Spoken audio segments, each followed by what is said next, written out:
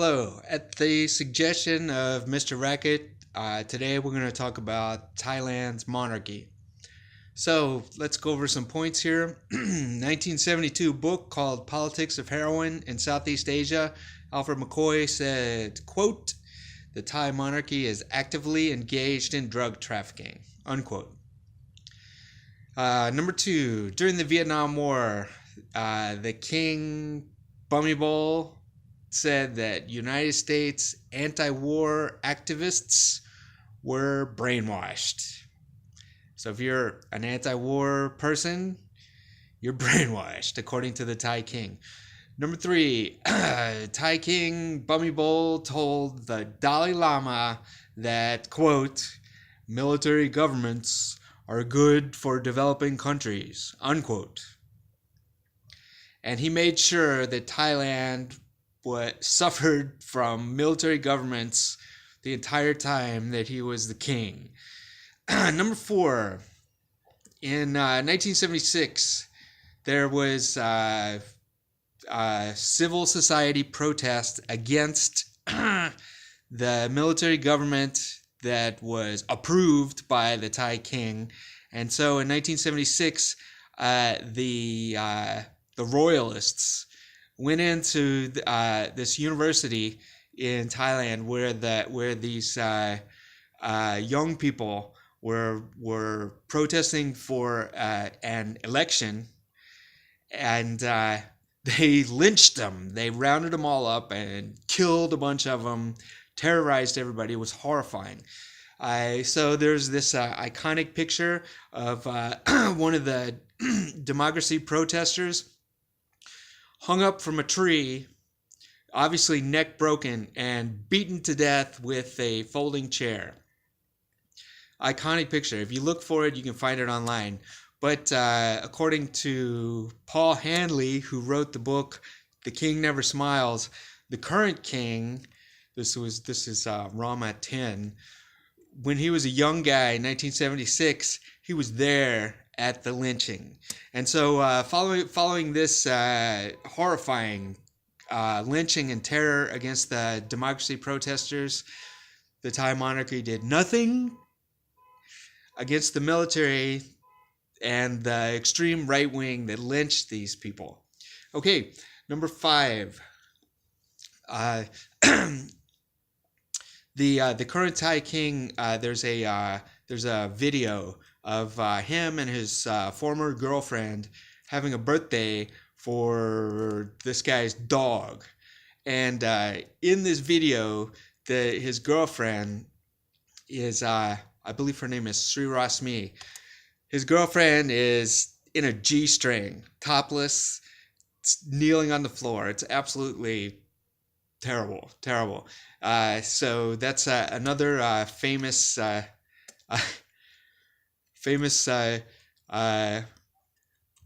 movie about the current Thai king. Okay, number six. When this current Thai king, got tired of this woman, Sri Rasmi, he terrorized her family. I believe he killed one of her family, her uncle or her father or somebody, and then he forced her to go live in a monastery in Chiang Mai permanently. So if she leaves this monastery, I'm led to believe that she's going to be killed. All right, so there you go. Number seven, in 2010, there was another democracy protest, people demanding elections after extreme right-wing government assumed power during a parliamentary coup. So this guy Abbasid was in there. He was never elected. And and so people wanted an election. They wanted to be able to determine their own prime minister. So what happened in 2010, the protesters took it right to the middle of downtown Bangkok, to the primary shopping center down there, and they just camped out. They lived there for weeks, and it drove the military insane, drove them absolutely crazy. And so in 2010, the military just went in there and they just shot these people like dogs in the street. About 100. I believe it was around 99 total people.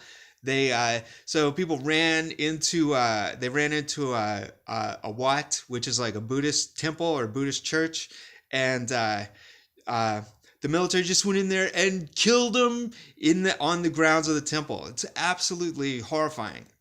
Okay, so what did the monarchy do? Nothing. They did nothing. Nothing about that. They don't care. Remember what Bummy Bull said. Military governments are good for developing countries.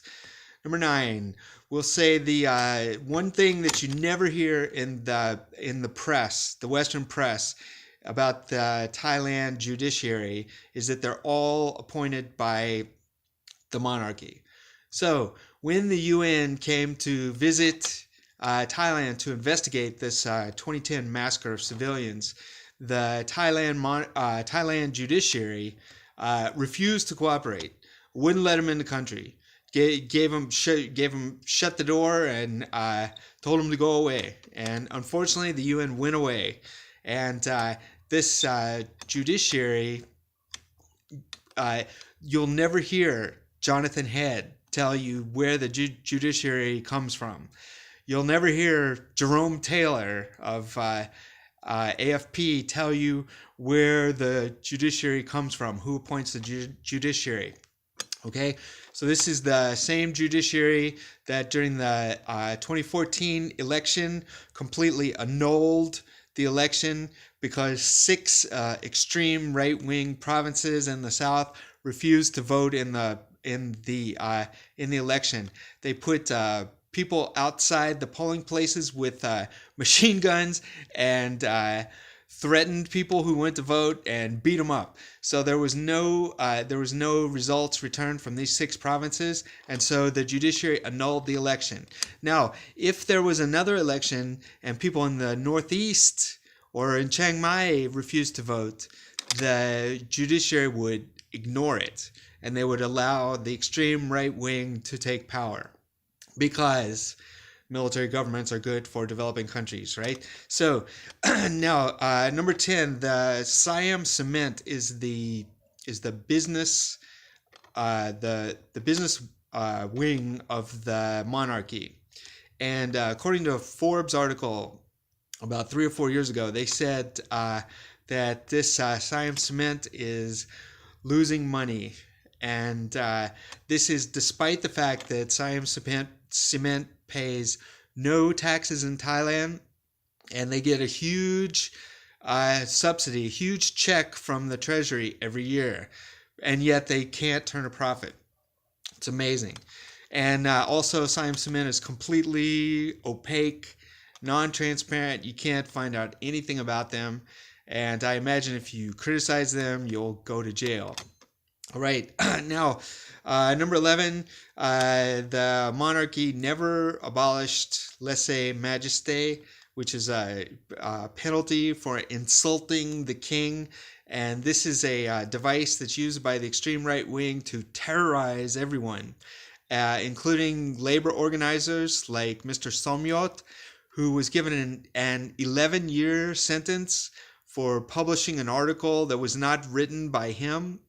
But he's a labor organizer, so they hate him, and they wanted any excuse to put him away, so they put him away for 11 years. I think he's been in there for about 6 years now. It's horrifying.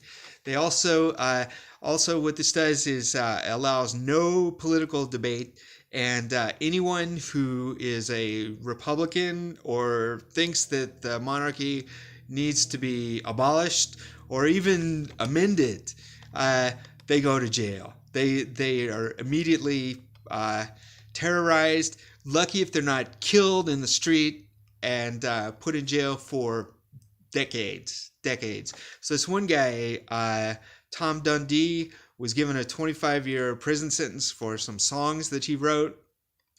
Another guy was given 50 years for 5 Facebook posts.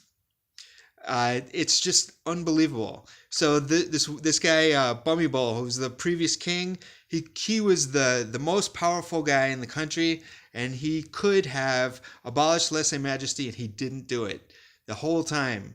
So everybody says he's a great king, but he never took this away from the extreme right wing in the country, and so we have military governments forever in that country. So it's horrifying, right? So whatever you think about the monarchy, these are facts that you're never going to hear anybody in the Western press talk about. Right? Thank you for your consideration and have a nice day. Bye bye.